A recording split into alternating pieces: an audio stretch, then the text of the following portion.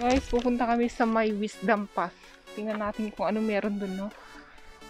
Tara na, sis! Punta tayo sa may Wisdom. Ah? Sige.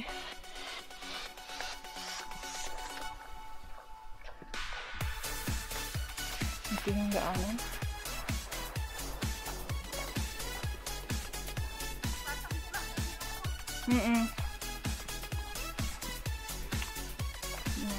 Kahuyan naman dito.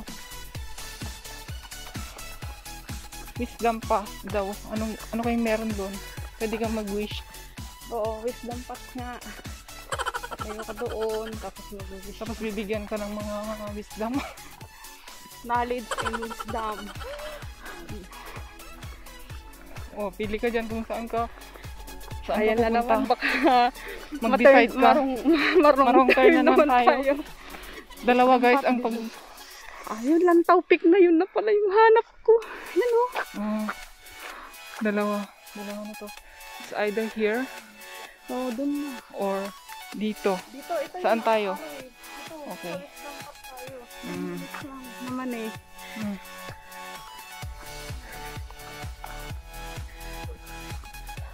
Ten minutes now? Yes. 10 minutes para marating ang wisdom path. Ang ganda ng ano niya, camera ni Kuya. Ang ganda ng lenses niya. Kaya nakaano pa siya. Ito na pala yung papunta sa ano, alam na natin sa susunod. Dapat tiguan niya. Kaya hanggang ang buwan. Alam na natin sa susunod, dito na tayo, ano, akyat. Dito na pala tayo akyat. Kung baka maulan lang tayo dito sa Steam lang. Daming mga magandang bulaklak. Wildflowers.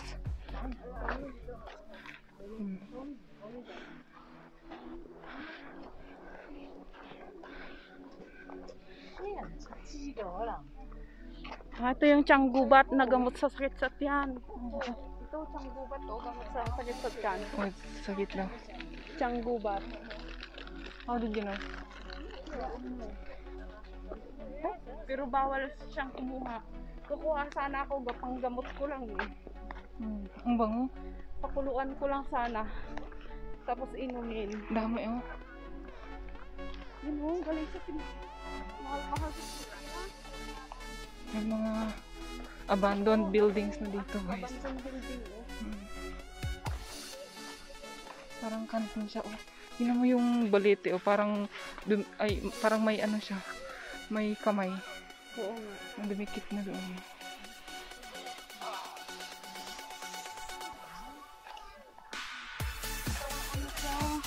Kantin. Kantin? Bakit kaya? Abandon na siya.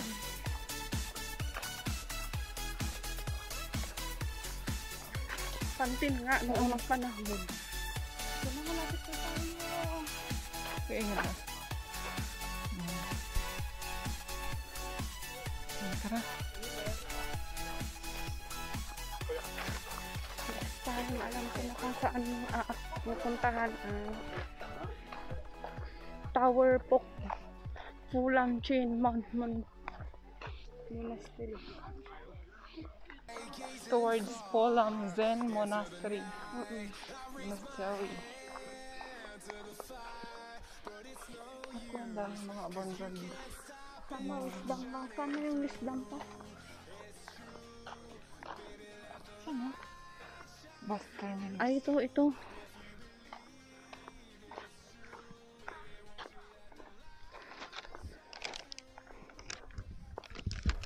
Tingnan mo yung Nandito kami guys sa kagubatan. Papunta sa may Wisdom Path. Parang uulan na sis. Mababasa tayo. Bakit? Asin ka ba? Takot ka na mabasa? Hindi mo. Ang alam ko, pag asin, pag nabasa, talagang matutunaw yan. Hindi ka naman asin. Okay. Siya ang bahala sa akin guys. Kasi, ayan. Gusto namin puntahan yung kasi Wisdom gusto Path. kong puntahan yung ang gusto niyang Wisdom puntahan guys, yung Lantaw Peak na iha-hike daw. Pero hindi na kaya ng oras namin. kaya sa Kasi hapon na. Oh, parang uulan pa talaga.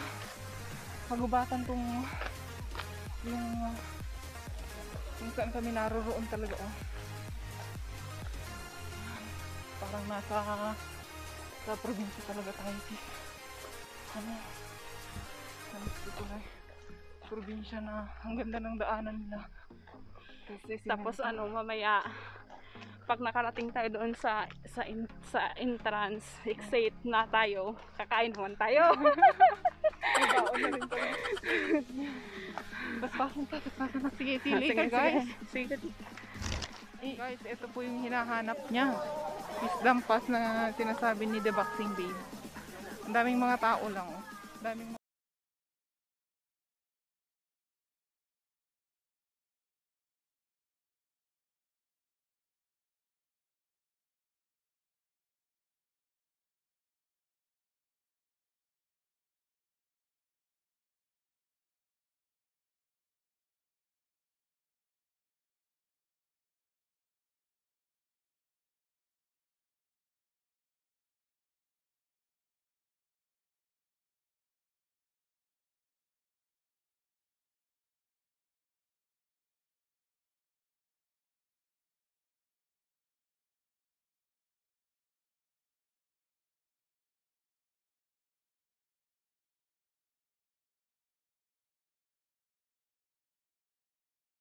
tao.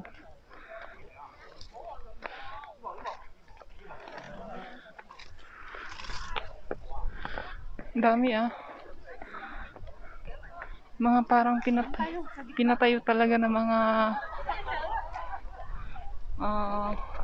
kahoy. Doon ka sa gitna, sis, picturean kita. Sige, mamaya. Yan. Mga ilang piraso siguro to, bilangin natin. 1, 2, 3, 4, 5, 6, 7, 8, 9, 10, 11, 12, 13, 14, 15, 16, 17, 18, 19, 20, 21, 22, 23, 24, 25, 26, 27, 28, 29, 30? Yes, 30. Mga 30 pieces na kahoy. Oh. Dampat. May mga nakaukit na Chinese characters. Hindi namin maintindihan kung anong ibig sabihin ng mga yan. Pero may mga ibig sabihin ang bawat yan. Ay, ang ganda ng hangin dito. Ang ganda. Yan. Picture muna kami guys ha. Pasang ko lang pa nakakahit na yan.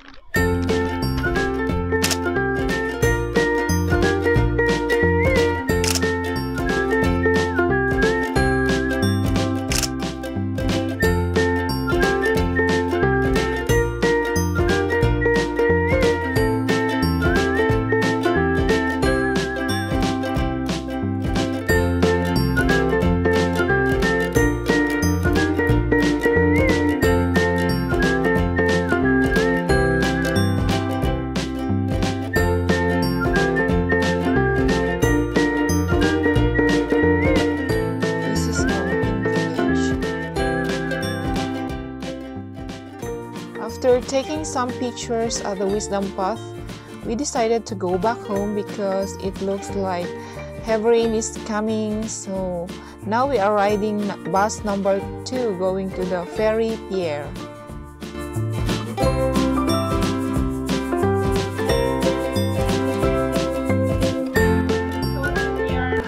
We just arrived now here in Moiwo Ferry Pier, going to Central. So the fare for adults is 35.3 for ordinary and 41.3 for the deluxe. I don't know the difference. And for children naman, 17 para sa ordinary and $20 para naman sa deluxe. So we are just waiting for the pier to come. Dito kami sa waiting area. Dito kami kumuha ng aming ticket. Kasi parang nahilo kami guys. Kababa lang namin ng bus from Lantau. So yung kinuha po naming bus is bus number 2. Pero pwede ka rin sumakay, kung gusto mo naman ng mag-MTR, pwede kang sumakay ng bus number 23. Pero didiretso ka rin sa MTR. Pero since gusto namin na ma-experience ng ferry papuntang Central, so magsasakay kami ngayon sumakay kami sa bus number 2. Diretso siya dito sa may pier. So while dito tayo, opo kami ng the parking gate. Yan. Try natin yung ferry. Kuha na muna sa ano ng ticket natin. So ako, guys, dahil nakalimutan ko yung aking octopus. Ayan, no? Grabe ako, makakalimutin na. So, bili ako ngayon ng aking ticket. Samahan niyo ako. Tara, bili muna ako ng aking ticket. Dito, oh.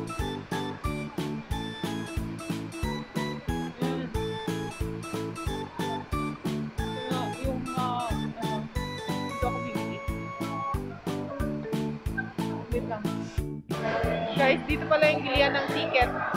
Dito.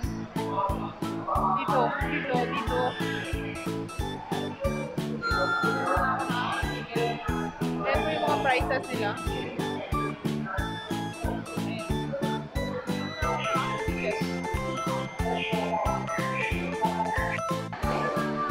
So my fare, guys, is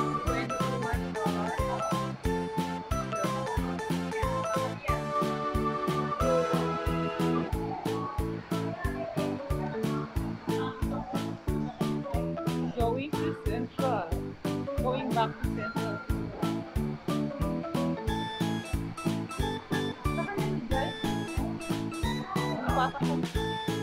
Yeah? Thank you. Here is the waiting area.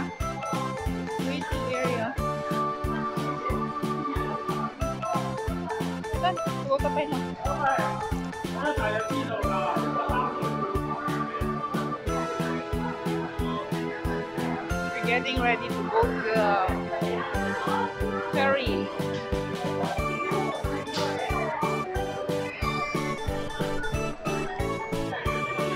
Let's go!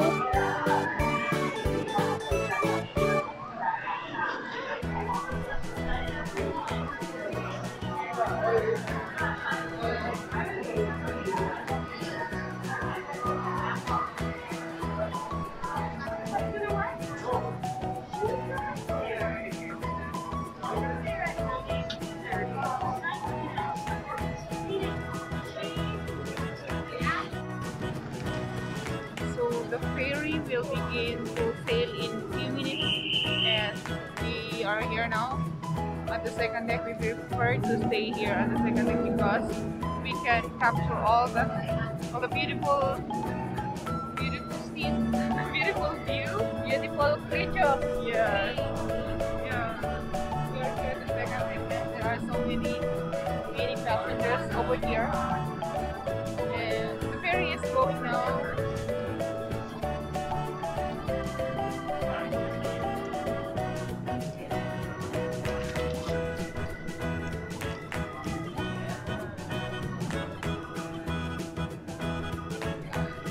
Galing guys.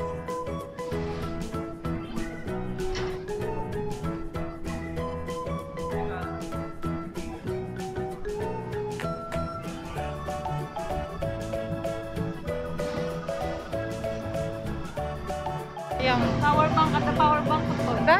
Oh, okay. Yan, doon kami galing, oh.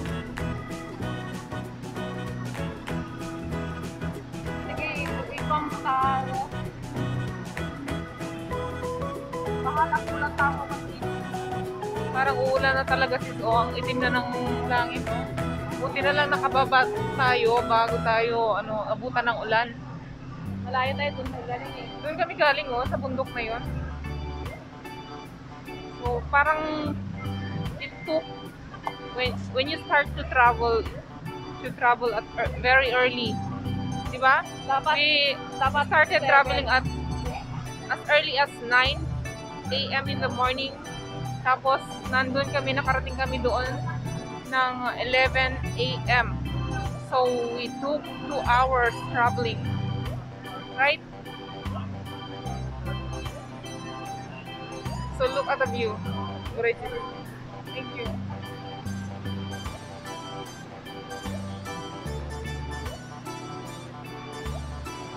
Ayan. Uwi na. So, ito guys, dito kami sa section deck.